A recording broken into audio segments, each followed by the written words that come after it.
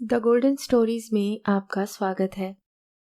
आइए सुनते हैं लेखक कमलेश्वर की लिखी कहानी एक थी विमला।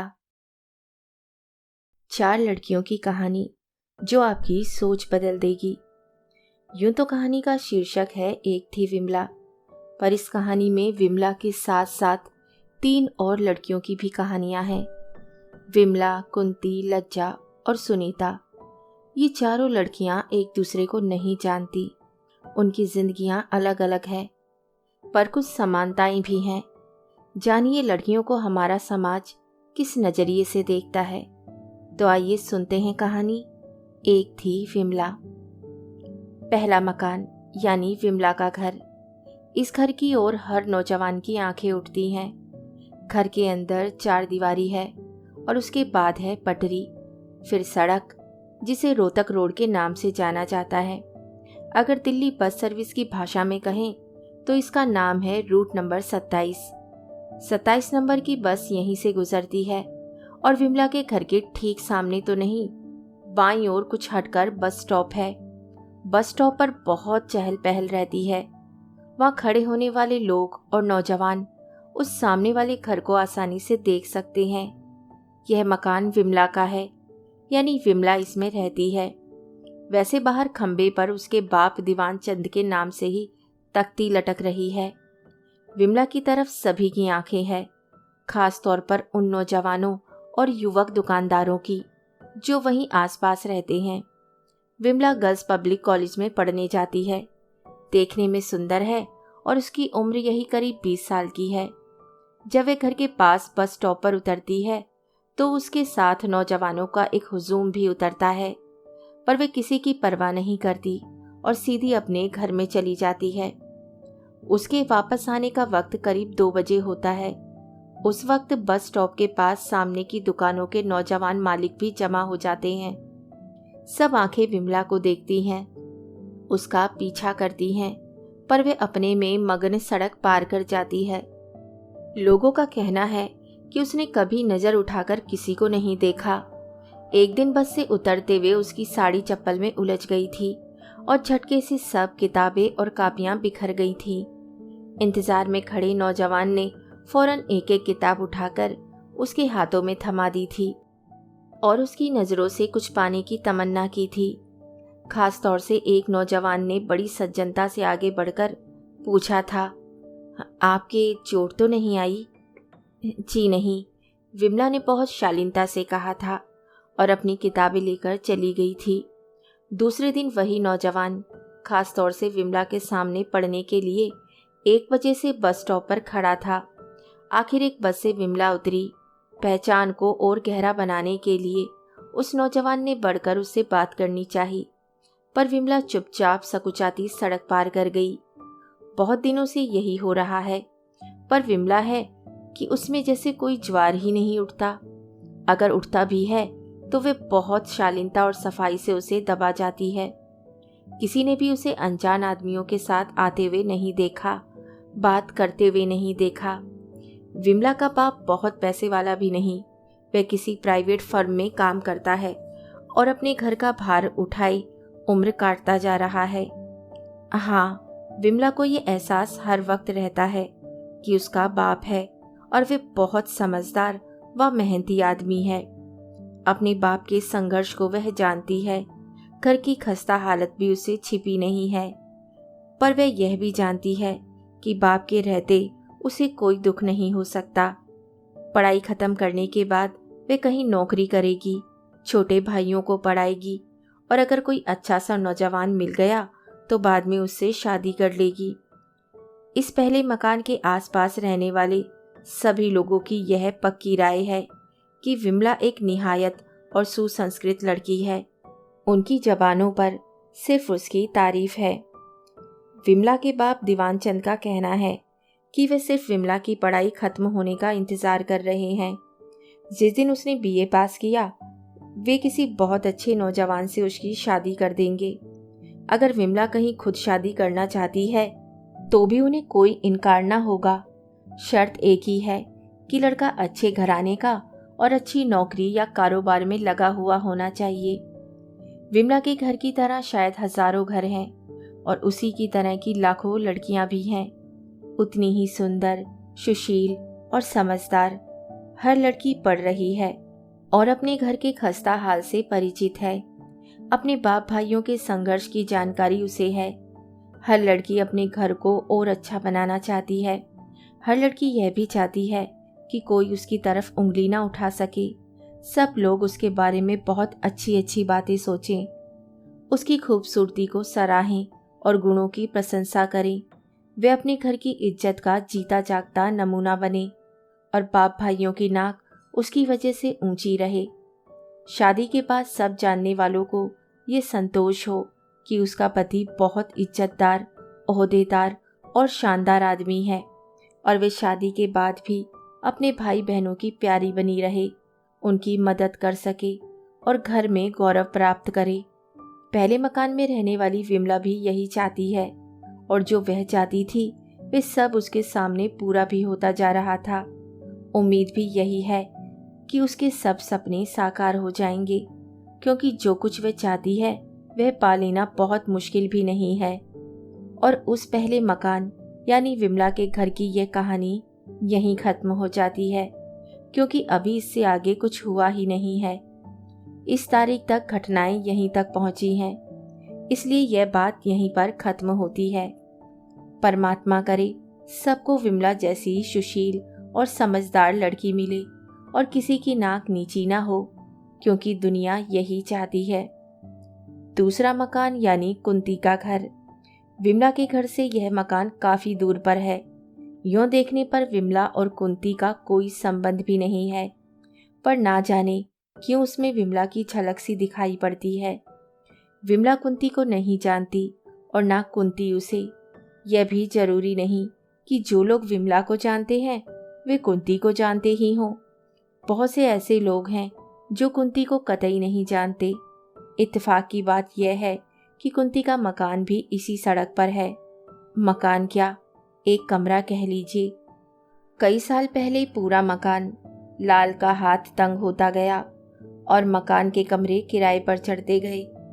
उनके मकान के फाटक पर भी पहले उनके नाम की तख्ती रहती थी, पर फिर उस पर बाकी किराएदारों के नाम की तख्तियां लटक गई और मकान में हिस्सेदारी के अनुपात का सम्मान करते हुए फाटक पर औरों का हक हो गया। मनोहर लाल की तख्ती वहां से उठकर कमरे की दीवार पर चली गई। जिस वक्त वे तख्ती कमरे की दीवार पर पहुंची, उस वक्त मनोहर लाल की हालत बहुत खस्ता थी। नौकरी करने के बावजूद खर्चे का पूरा नहीं पड़ता था। कर्जा भी सिर पर चढ़ता जा रहा था। कुंती से बड़ा एक लड़का था तो जरूर, पर वे शादी के बाद अलग हो गया। उसने सभी संबंध तोड़ लिए थे। घर से उसका कोई वास्ता नहीं रह गया था। अब घर के 5 बच्चों में सबसे बड़ी कुंती ही है। एक छोटी बहन और 3 भाई और हैं। एक दिन दिल का दौरा पड़ने से मनोहर लाल की मौत हो गई। उस वक्त कुंती इंटर में पढ़ रही थी। मनोहर लाल के मरने के बाद घर की देखभाल और खर्चे का पूरा भार कुंती पर ही आ गया। दीवार पर लगी हुई तख्ती उतारकर अपनी पुरानी चीजों वाले बक्से में आदर से रख दी गई थी, क्योंकि जब जब कुंती बाहर से आती थी वे तख्ती देखकर उसकी आंखें भर आती थीं। मरने से पहले मनोहर लाल को यही संतोष था कि कुंती जैसी सुशील समझदार लड़की कम से कम इस जमाने में मिलना तो बहुत मुश्किल थी। वे यही सोचते थे कि कुंती के बीए पास करते ही उसकी शादी किसी बहुत अच्छे नौजवान से कर देंगे। ऐसे नौजवान से जिसका खानदान भी ऊंचा हो और जो खुद ऊंची जगह पर हो। अगर कुंती चाहेगी तो वे उसकी पसंद के लड़के के लिए तैयार हो जाएंगे, क्योंकि उन्हें सिर्फ कुंती की खुशी चाहिए थी। बहरहाल उन्होंने ना जाने क्या क्या सोचा होगा और कुंती ने क्या क्या मन में तय किया होगा। जहाँ से हम उसे जानते हैं वहाँ से सिर्फ इतना ही बता सकते हैं कि वह इस वक्त एक नर्सरी स्कूल में मास्टरनी है, जहाँ से उसे 100 रुपये तनख्वाह के रूप में मिलते हैं, जिससे छोटे भाई बहनों की पढ़ाई का पूरा खर्चा भी नहीं निकलता। नर्सरी स्कूल से लौटने पर वह किसी जगह ट्यूशन के लिए भी जाती है। वह संघर्षों के बीच से गुजर रही है और अपने घर की इज्जत को बचाए रखने का भरसक प्रयास कर रही है। जैसे जैसे वे सारा सामान मुहैया करती है, चींटी की तरह हर वक्त चुपचाप काम और प्रयास में लगी रहती है। उसी के घर के पास एक सराफे की दुकान है और खराद का काम करने वाले सरदार का कारखाना। असल में वे खराद का कारखाना भी उसी सराफे का है। उसमें काम करने वाला सरदार उसका नौकर है। उस कारखाने में तमाम पुरानी चीजें भरी हुई हैं। अनसंड तरीके से बोरे भरे हुए हैं जिसमें पुराना सामान है। सराफे की ये दुकान गरीबों को बहुत सहारा देती है। पिछले 5 बरस से कुंती अपनी परिस्थितियों से लड़ती आ रही है, लेकिन कैसे, यह शायद किसी को नहीं मालूम। बलवंतराय सराफे की दुकान में शीशे की अलमारियां हैं जिनमें चांदी कांसे का जेवर सजा हुआ है। एक सेफ दीवार में गड़ी हुई है जिसमें उसके कहने के मुताबिक सोने का सामान और कीमती पत्थर मोती वगैरह बंद है। बलवंतराय है तो सराफे पर उसके कितने कारोबार हैं इसका ठीक ठीक पता किसी को नहीं। पुराना सामान भी खरीदता है और नए का व्यापार भी करता है। वे नए से नए फैशन के कपड़े पहनता है, पर पेट ज़्यादा निकला होने के कारण हर कपड़ा उसके ऊपर बहुत बेडोल लगता है। वह लोगों की मुसीबत परेशानी में काम आता है। इस दूसरे मकान यानी कुंती के घर से बस स्टॉप जरा दूर पर है। वहाँ से वे पैदल घर तक आती है। कुंती की उम्र भी करीब 20-22 साल है और देखने में वह भी बहुत सुंदर और सुडौल है। बलवंतराय की दुकान और खराद के कारखाने के सामने से वे रोज गुजरती है। बलवंतराय उसे रोज देखता है, बल्कि वे इसीलिए खाना खाने देर से जाता है कि जरा एक नज़र कुंती को देख ले। लेकिन थोड़ी सी जान पहचान के बावजूद कुंती ना तो उधर देखती है ना उसका ख्याल ही करती है। बलवंतराय और कुंती की जान पहचान सिर्फ एक दुकानदार और ग्राहक की जान पहचान की तरह है। एक बार जब उसे पैसों की बहुत सख्त जरूरत पड़ी थी तो वह माँ की सोने की माला बेचने के लिए दबे पांव उसकी दुकान पर पहुंची थी।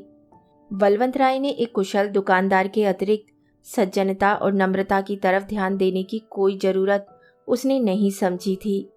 माला खरीद लेने के बाद बलवंतराय उस एक दिन की जान पहचान को और गहरा बनाने के लिए हर तरह की कोशिशों में लगा हुआ था। कुंती के लौटने के समय वह उंगलियों में कीमती मोतियों की 4 अंगूठियां पहनकर दुकान के बाहर पटरी पर खड़ा होता था। कुंती हमेशा उसी पटरी से सिर झुकाए गुजर जाती थी। कुछ ही दिन बाद कुंती फिर शाम के धुंधलके में उसकी दुकान पर आई थी और माँ की पुरानी कीमती साड़ी के सोने के काम वाली किनारी और पल्लू के फटे हुए टुकड़े बेच गई थी। जान पहचान फिर भी वहीं रुक गई थी। बलवंतराय की दुकान और कारखाने में कुंती के घर की बहुत सी चीजें पहुंच चुकी थी। कुछ पुराने भारी भारी बर्तनों की खराद चढ़ाकर और नया बनाकर वे बेच भी चुका था। गिलट और पीतल के गुलदस्ते भी वे खरीद चुका था, पर जो वे चाहता था वह नहीं हुआ था। कुंती से उसने हर बार बातें की थी, पर उसकी बातों में कहीं कुछ भी ऐसा नहीं था कि बलवंतराय कोई मतलब निकाल सकता। कुंती से घर की तमाम पुरानी और इस्तेमाल की हुई चीजें खरीदने के बाद भी दूरी उतनी ही बनी हुई थी। वह हर बार कोई ना कोई शिष्ट मजाक करता और चाहता कि कुंती कम से कम एक बार मुस्कुराकर उसकी बात का जवाब दे दे, पर कुंती विमला की ही तरह कभी मुस्कुराई नहीं। उसने हमेशा सीधी सीधी बातें की, चीज दी और कम ज्यादा जो भी पैसा मिला लेकर चली गई। बलवंतराय ने हमेशा यही जाहिर किया कि वह न सिर्फ कीमत से ज्यादा पैसा ही देता है, बल्कि उन चीजों को भी खरीद लेता है जो उसके काम की नहीं है, जैसे चश्मे का पीतल का पुराना फ्रेम, पूजा के छोटे छोटे बर्तन और पुरानी टूटी हुई पतीलियां। कुंती भी मन ही मन उसकी बहुत कृतज्ञ थी, लेकिन मुस्कुराकर बात करने का सवाल कभी नहीं उठा, क्योंकि जिंदगी के भारू होते जाने के बावजूद तब तक वे गाड़ी खींच रही थी। कुछ ऐसी आशाएं बाकी थी जिन्हें वे संजोकर रखना चाहती थी, और कुछ ऐसे सपने भी शेष थे जिनके साकार होने की उम्मीद उसे थी। उसी खुशियों के कुछ एहसास बाकी थे जो उसे मुस्कुराने नहीं देते। वे अपनी मुस्कुराहटों को बचाकर रखना चाहती थी उस दिन के लिए जबकि वे खुशियां वापस आएंगी। उसके छोटे छोटे भाई बड़े होंगे और घर का नक्शा बदलेगा। आखिर वे दिन आ ही गया, जबकि उसकी मुस्कुराहट होठों पर आ गई। वह दिन बेहद खुशनुमा था। बरसात का मौसम था। आसमान में काले काले बादल छाए हुए थे। फीकी फीकी हवा चल रही थी। दूर से आती हवाओं के साथ मेहंदी के फूलों की महक आ रही थी। रह रहकर बूंदाबांदी हो ही जाती थी। पेड़ धुलकर नए हो गए थे। सड़कें साफ हो गई थीं। उस वक्त शाम के 7 बज रहे थे। सूरज डूब चुका था, पर दिन अभी कुछ कुछ बाकी था। कुंती के घर में अजीब सा सन्नाटा छाया हुआ था। माँ को 2 दिन पहले बेहोशी का दौरा पड़ा था। घर में इलाज कराने के लिए पाई नहीं थी, इसलिए वे जनाने अस्पताल में पड़ी हुई थी। उसे देखने जाने और तीमारदारी में सब पैसे खत्म हो चुके थे। तीनों भाई और अकेली बहन समझदार और नेक बच्चों की तरह चुपचाप अधपेट खाए बैठे हुए थे। किसी के चेहरे पर कोई शिकायत नहीं। कुंती एक तरफ बैठी हुई बारी बारी सब चीजों पर निगाह डाल रही थी, लेकिन अब घर में कोई भी ऐसा सामान नहीं था जो बेचा जा सके या बिक सके। तस्वीरों के लकड़ी के फ्रेम बिक नहीं सकते, तवा और आखिरी पतीली बेची नहीं जा सकती, और 2-2 4-4 आने में 2-3 चीजें बिक भी जाएं तो कुछ भी हासिल नहीं होता था। मौसम बहुत सुहावना था। हर तरफ जैसे खुशियां फूट पड़ रही थी। पेड़ों पर अजीब सी ताजगी छाई हुई थी, और ऐसे खुशनुमा वक्त में कुंती की आंखें रह रहकर भर आती थी। दिल में अजीब सी हुक उठती। भाई बहनों के मासूम चेहरों की तरफ जब वे देखती तो मन बैठने लगता और आंसू नहीं थमते। आखिर वे कमरे के बाहर आकर खड़ी हो गई। कुछ देर पशोपेश में रही, फिर भीतर जाकर उसने कपड़े बदले, अपने बाल ठीक किए और छोटी बहन को समझाकर कि वे अभी आ रही है, वह बाहर निकल गई। उसकी चाल में कोई संकोच नहीं था। मन अजीब सी मजबूरी की अनुभूति और हिचक से भरा हुआ था, और वे हमेशा की तरह फिर बलवंत राय की दुकान पर खड़ी थी। शाम गहरी हो गई थी। आज वे दिन आ गया था जब उसका मन बहुत भारी था और दुखों के बोझ से हल्की सी मुस्कुराहट होठों पर उतर आई थी। बलवंत राय ने वे मुस्कुराहट देखी तो सहसा विश्वास नहीं कर पाया। हकलाते हुए बोला, आइए आइए, वहां क्यों रुक गई? कुंती भीतर चली गई। एक आध ग्राहक और बैठे थे। कुंती हमेशा की तरह बेंच पर बैठ गई। बलवंत राय ने ग्राहकों को जल्दी से निपटाकर विदा किया और कुंती को देखा तो उसे सिर्फ मुस्कुराहट ही नजर आई। इतने दिनों का परिचय सहज सम्मान का रूप ले चुका था। बलवंत राय ने धीरे से कहा, कहिए क्या सेवा करूं? बहुत सकुचाते और हिचकते हुए कुंती ने मुस्कुराने की फिर कोशिश की। उसके होठों पर मुस्कुराहट की लकीर खिंच गई और वे नीची निगाह करके बोली, आज असल में हमें 20 रुपए की सख्त जरूरत थी। चीज तो कोई ला नहीं पाई। वे बात यह थी कि बलवंत राय ने और कुछ जानना जरूरी भी नहीं समझा। कुंती के घर की हालत का पता उसे था और उसके मन में मदद करने की बात भी थी। उसने फौरन 20 रुपए आगे बढ़ा दिए तो बहुत संकोच से लेते हुए कुंती ने कहा, 1 तारीख को दे जाऊंगी। कोई बात नहीं, आ जाएंगे, बलवंत ने कहा। तो वह जैसे उबर आई थी। मन का बोझ भी कुछ हल्का सा लग रहा था। वे हमेशा की तरह ही चुपचाप बाहर निकल आई, पर आज उसने आगे बढ़ने से पहले बलवंत राय के चेहरे पर कुछ भाव पड़ने की कोशिश करनी चाहिए। वह हमेशा की तरह ही शालीनता से मुस्कुरा रहा था। कुंती भी धीरे से मुस्कुराई और हमेशा की तरह ही चुपचाप पटरी पर चल दी। कुंती के घर की तरह शायद हजारों घर हैं और उसकी तरह ही लाखों लड़कियां हैं जो आज अपने पैरों पर खड़े होकर कुछ बनना चाहती हैं और अपने घर की खुशियां वापस लाना चाहती हैं। पर लड़की किसी बहुत खूबसूरत दिन के लिए अपनी सब मुस्कुराहटें संजोकर रखना चाहती है। दूसरे मकान में रहने वाली कुंती भी यही चाहती थी, और जो वे चाहती थी उसके मिलने का विश्वास उसे शायद अभी तक है, आज शाम तक था।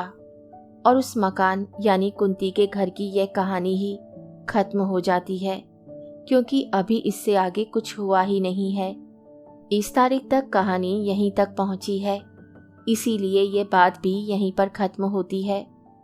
परमात्मा करे ऐसा खुशनुमा दिन कभी ना आए और किसी को मुस्कुराना ना पड़े, क्योंकि दुनिया यही चाहती है। तीसरा मकान यानी लज्जा का घर। लज्जा का घर ठीक उस चौराहे पर है जहाँ से बाग के लिए रास्ता कटता है। उसे घर नहीं फ्लैट कहा जाता है।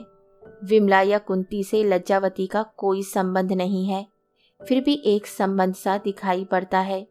उन दोनों को यह भी नहीं पता कि जहाँ से बाग के लिए रास्ता कटता है वहाँ कोई ऐसा शानदार फ्लैट भी है और वहाँ लज्जा नाम की कोई लड़की रहती है।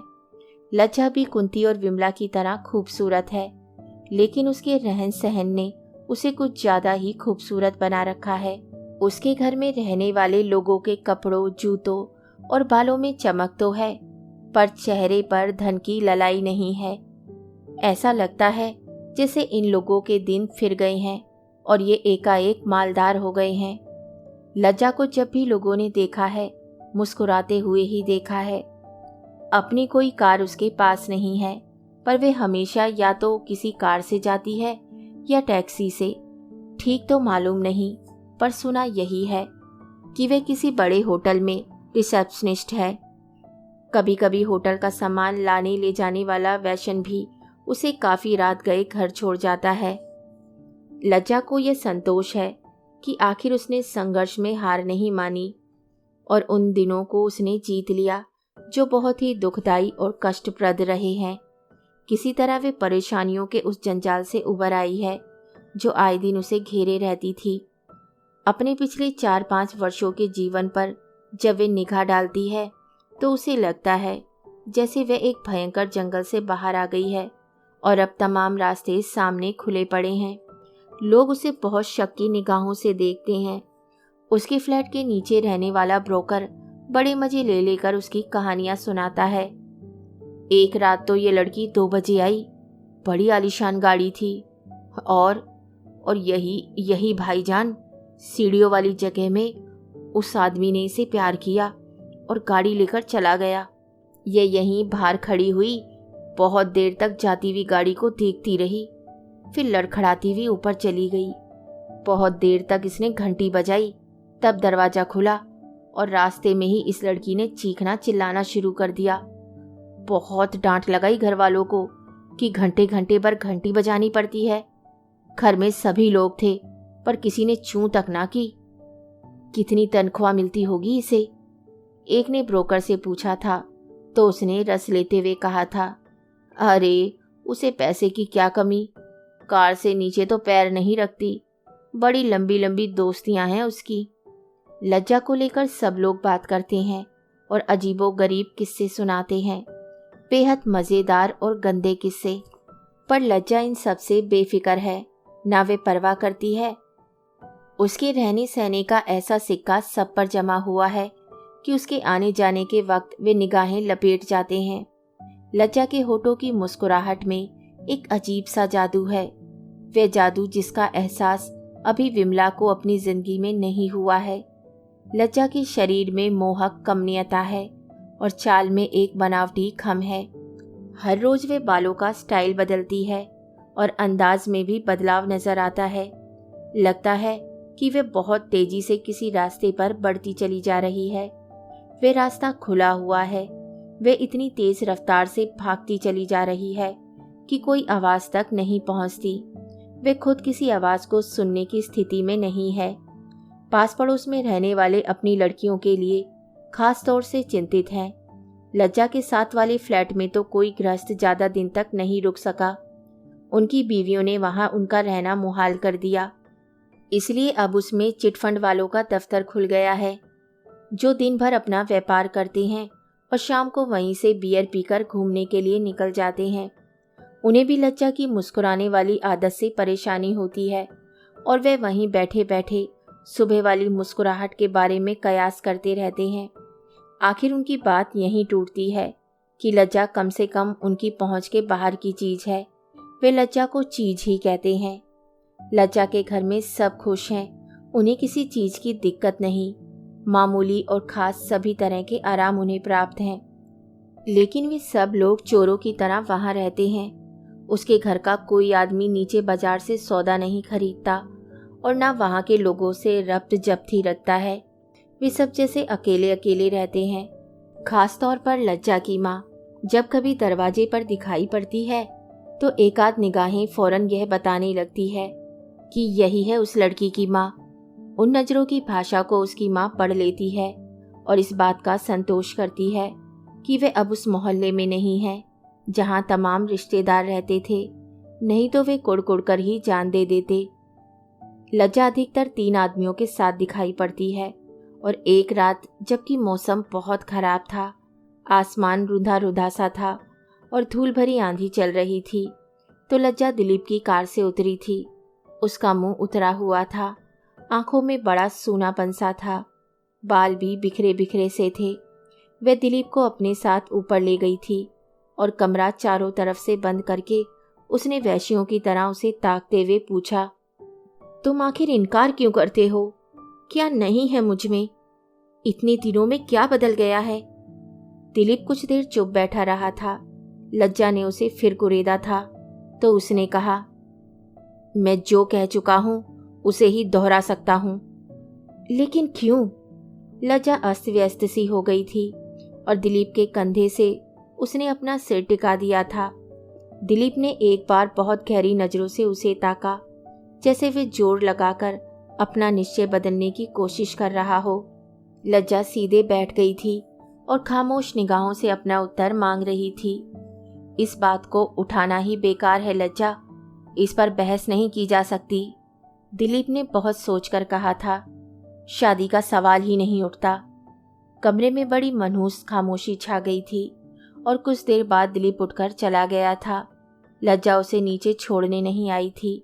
लज्जा के फ्लैट की तरह हजारों फ्लैट हैं और उसकी तरह ही हजारों लड़कियां भी हैं, उतनी ही सुंदर, कोमल और हर वक्त मुस्कुराने वाली। हर लड़की अपने हाल से परिचित है और अपनी जिंदगी बदलना चाहती है। हर लड़की यही चाहती है कि ये लोग उसे चाहें, लेकिन उनमें से कोई ऐसा हो जो सिर्फ उसे चाह सके, ताकि उसे ये संतोष हो कि वह जिंदगी में हारी बाजी जीत गई है। तीसरे मकान में रहने वाली लज्जा भी यही चाहती है और जो वह चाहती है उस ओर जाने वाला रास्ता पहले ही कट चुका है।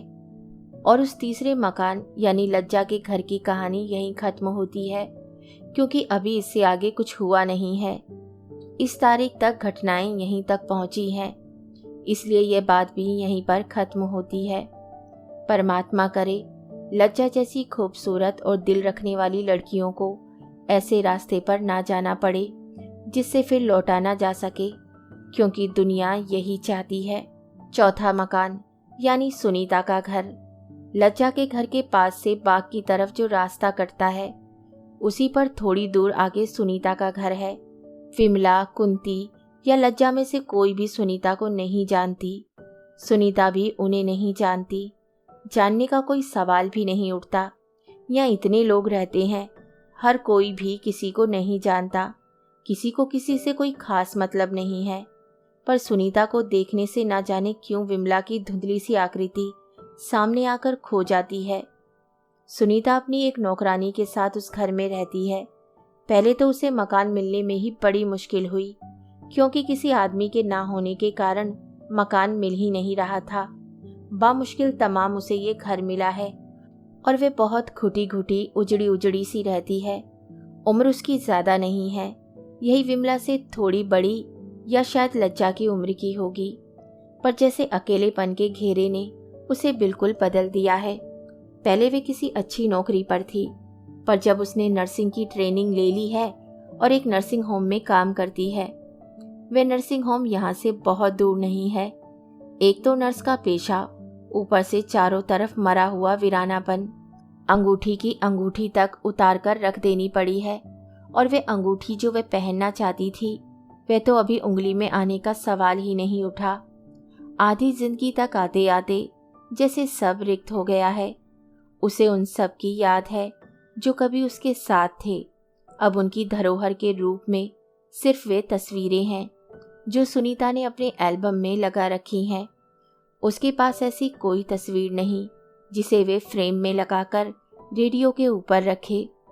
कुर्सी पर आराम से बैठकर रेडियो सुने और उस तस्वीर से बातें करें, क्योंकि सभी तस्वीरें एक ही आवाज़ में बोलती हैं और तब तो वे आवाज़ें भी बहुत पीछे छूट गई हैं। वे बाजार से एक दिन खूबसूरत सी जापानी गुड़िया खरीद लाई थी। वही उसने रेडियो पर रख ली है। अब अकेलापन बहुत सताता है तो वे उसे ताकती रहती है। वह यहाँ ना आ पाती तो शायद उसका जी सकना भी मुश्किल हो जाता। पिछली जिंदगी अधमरे सांप की तरह पलटे खाती है। उसे लगता है कि अब जिंदगी का पूरा अरसा कोई एक जगह गुजार ही नहीं सकता। दुनिया में कोई ऐसी जगह नहीं है जहां अपनी ही जिंदगी से कटकर रहा जा सके, पर हर जगह कुछ ही दिनों में बदबू देने लगती है और रहना मुहाल हो जाता है। यही उसके साथ भी हुआ है। वे चाहती है कि पिछली जिंदगी किसी तरह पीछा छोड़ दे तो बाकी दिन वे चैन से रह ले, लेकिन ये चैन उसे कहीं नहीं मिलता। बड़े बड़े लिफाफों में बहुत सी दास्तानें बंद हैं और अलमारी में लगी किताबों में बहुत सी ऐसी लाइनें बंद हैं जिन्होंने उसे गुमराह किया है। अपना किताबें पढ़ने को जी करता है और ना उन लिफाफों को खोलने का मन होता है। मरीजों की सेवा करने के बाद भी तो राहत नहीं मिलती। उसे सबसे ज़्यादा अगर किसी का ख्याल आता है तो विनय का, पर उसके ख्याल से भी कुछ नहीं होता। सब जगह से हार कर उसने विनय मोहन से ही कहा था और वे तैयार भी हो गया था। तब सुनीता ने एक राहत की सांस ली थी। कुछ दिनों में उमंगें फिर जैसे पनपने लगी और लगता था कि बीती हुई जिंदगी बीत गई। जो बीतने पर भी साथ चल रही थी वे छूट गई, पर विनय मोहन से जुड़ने के बाद वे फिर लौट आई थी। 3 साल भी साथ चल सकना मुमकिन नहीं हुआ था। भरेपन के बावजूद हर दिन एक ऐसा क्षण आता था इसमें पछतावा होता था। खुश हो लेने पर भी कोई बात कचोटती थी और यही लगता था कि वह भी चलेगा नहीं। रात बाहों में सोने पर भी जैसे अनजाने ही करवटें बदल जाती हैं, वैसे ही रह रहकर सब कुछ छूट जाता था, सब बदल जाता था। यही लगता था कि साथ रहने और सहारे की ये जरूरत भर क्यों है, क्यों है? जिंदगी की ये जरूरत कोई मजबूरी क्यों नहीं बन जाती, एक बेबसी क्यों नहीं बन जाती? हर दिन उसी तरह और हर रात उसी तरह गुजरती है। आखिर विनय ने तलाक ही ले ली थी और अब सुनीता के पास कोई नहीं आता। वे किसी को बुलाती ही नहीं। नर्सिंग होम का कंपाउंडर कभी आता है तो नौकरानी से बात करता है, डॉक्टर साहब का संदेशा दे जाता है और चला जाता है। वे कभी कोई खूबसूरत सी बिल्ली ले आती है या कोई कुत्ता पाल लेती है, फिर उन्हें भगा देती है। और कभी कभी कमरे के सब पर्दे खोलकर वह सोचती है कि ऐसा क्या किया जाए जिससे ये सारा माहौल बिखर जाए। एक दिन तो उसके मन में आया था कि धर्म ही बदल कर देखे, शायद तब कुछ बदले, लेकिन उससे भी कुछ होता नहीं दिखाई पड़ता। ये सब का सब एक मजाक भर बनकर रह गया है। सुबह सुबह डबल रोटी वाला आता है तो सुनीता से ही बात करता है। नौकरानी चाहे जितना कहे पर वे सुनीता से बात किए बगैर नहीं जाता। सुनीता भी उसका मन रख लेती है, क्योंकि उसके चेहरे पर एक अजीब सी निरीहता है और वह लंगड़ा है। एक टांग से साइकिल चलाता वह आता है और बाहर वाले चबूतरे पर पैर रगड़ते हुए साइकिल रोकता है। पीछे बंधे बक्से के कारण उसकी साइकिल हमेशा डगमगाती रहती है, पर वह गिरता नहीं। आज सुबह भी डबल रोटी देने आया तो सुनीता को ही निकल कर लेनी पड़ी। नौकरानी चाय की पत्ती खरीदने गई थी। वे लंगड़ा डबल रोटी वाला मुस्कुरा मुस्कुरा कर सुनीता से बातें करता रहा। आखिर सुनीता से बातें करता रहा। आखिर सुनीता ने ही बात तोड़ दी और वे सामने वाली चाय की गुमटी पर बिस्किट वगैरह देने चला गया। नौकरानी आई तो उसने शिकायत की, बीबी जी, ये लंगड़ा बड़ा ऐबी है। क्यों, क्या हुआ? सुनीता ने यूं ही पूछ लिया ताकि उसे तसल्ली हो जाए। बढ़ावा पाकर नौकरानी बोली, मैं चाय की पत्ती के लिए गुमटी पर पहुंची तो वह लंगड़ा आपको लेकर मजाक कर रहा था। कह रहा था। क्या कह रहा था? सुनीता ने बड़ी सरलता से पूछा। अरे, बड़ी बुरी बात कह रहा था। नौकरानी की आंखें चौड़ी हो गई थी और वे चाय वाला भी मजाक कर रहा था। वे लंगड़ा कह रहा था कि डॉक्टरनी पर तो अपना दिल आपके लिए ही कह रहा था। सुनकर सुनीता हंस पड़ी। नौकरानी रसोई में चली गई तो सुनीता ने शीशा सामने रखकर अपने को एक बार देखा, फिर बाल खोलते हुए सोचने लगी। एक लंगड़ा आदमी, डबल रोटी और मजाक के सिवा और है ही क्या जिंदगी में। कुछ देर बाद वे तैयार होकर नर्सिंग होम की तरफ चली गई। सुनीता के घर की तरफ हजारों घर हैं और उसकी तरह हजारों लड़कियां, उतनी ही सुंदर, समझदार और बिल्कुल अकेली। हर लड़की को अपना हाल पता है। हर लड़की इस अकेलेपन से छूटकर भाग जाना चाहती है। चौथे मकान में रहने वाली सुनीता भी यही चाहती थी, और जो वे चाहती थी वह पूरा होकर भी पूरा नहीं होता। इस तारीख तक घटनाएं यहीं तक पहुंची हैं, इसलिए यह बात यहीं पर खत्म होती है। परमात्मा करे ये लंगड़ी जिंदगी किसी को ना मिले और ये मजाक किसी को ना सहना पड़े, क्योंकि दुनिया यही चाहती है। कहानी सुनने के लिए धन्यवाद।